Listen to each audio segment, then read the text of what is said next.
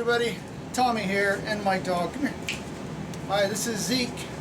He wants to be on camera. Let me do this and we'll play. That's my dog. Anyway, Tommy here. We're going to do a bass drum shootout today. Bass drum mic shootout.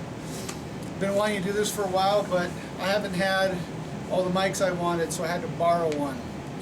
So, I have it. We're going to do it. We talk about the mics first of all. Sennheiser E902. This is my mic. This is my main kick drum mic.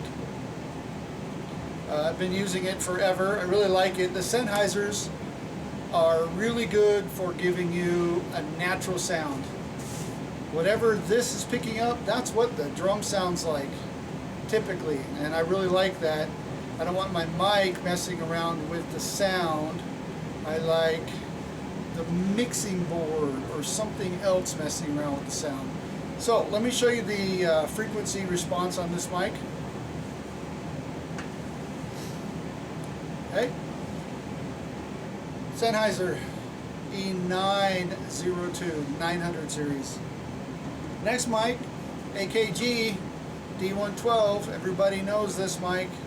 This is also my mic. I use this as my 18-inch floor tom mic, which bass drum mics work really well for that. This is a cool mic, cool looking. This one doesn't come with an integrated mount like the Sennheiser does. Forgot to mention that. This screws right into your mic stand. The inside is metal, so it should last pretty long. Just don't cross-thread it because you'll be messed up. But it looks like it can be swapped out. It has a screw that can be changed. That's the Sennheiser. The AKG comes with a clip. Alright. Frequency response on this mic is right here. You can take a look at that.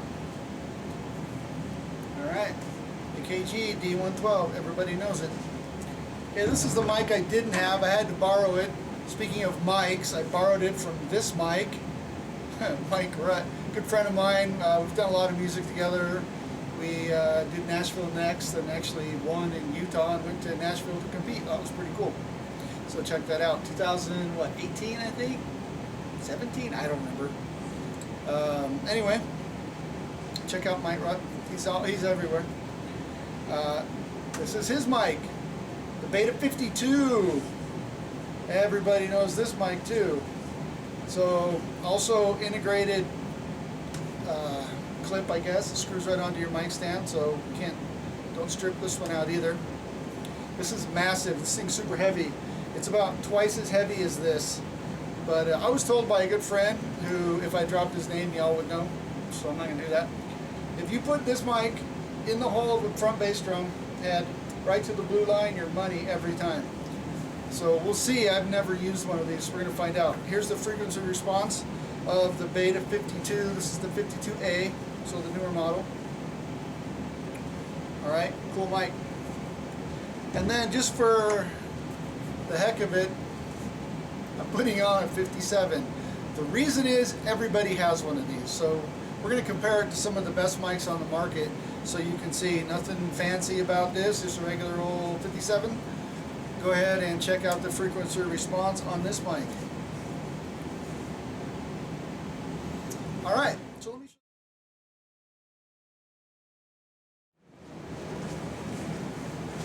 you. Hey, I just had a thought.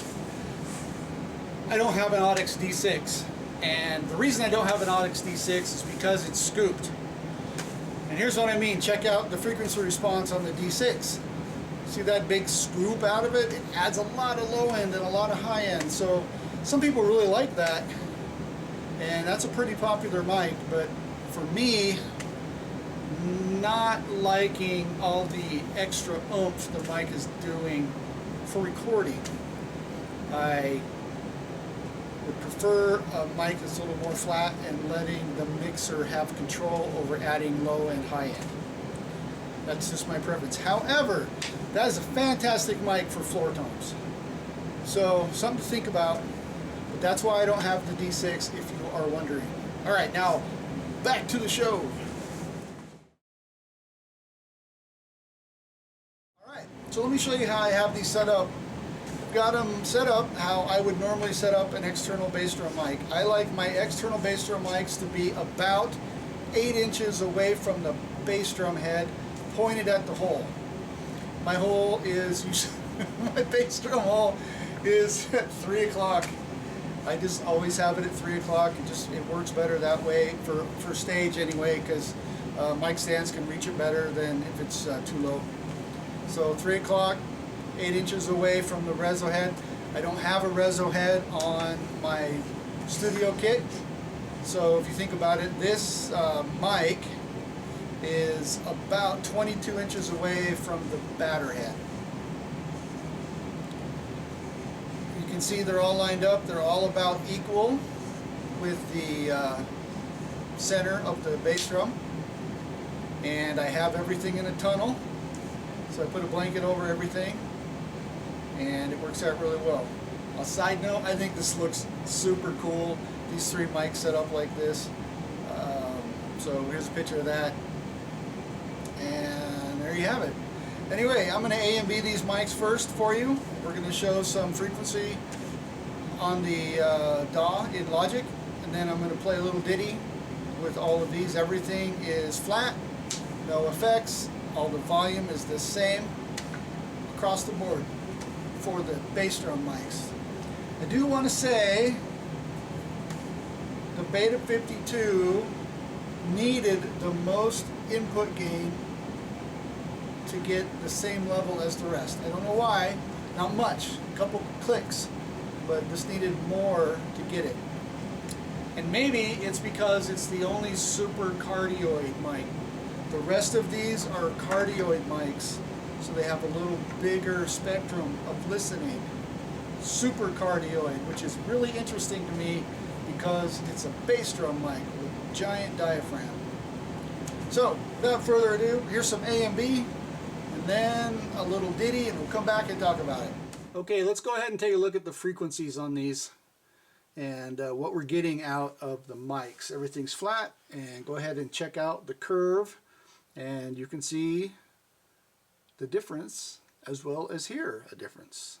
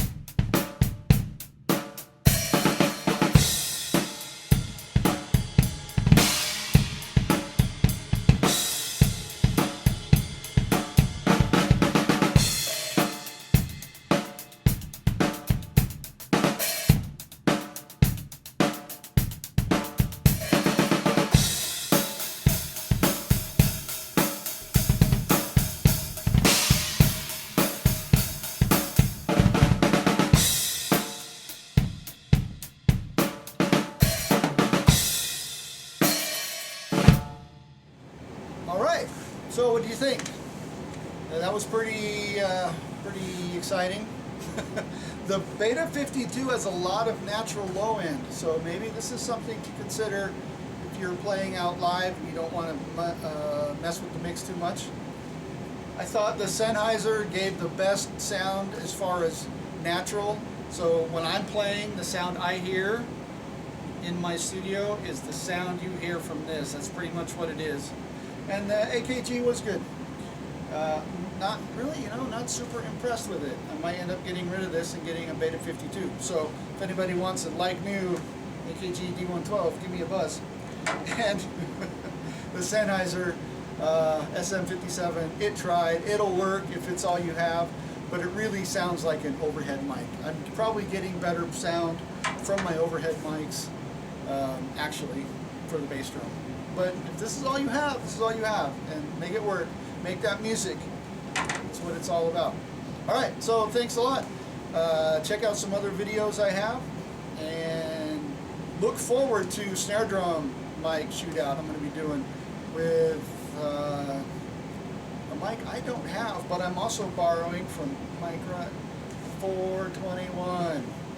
I can't afford any of those, but I'm going to put it up against the mics I do have. All right, take care, everybody. We'll see you later.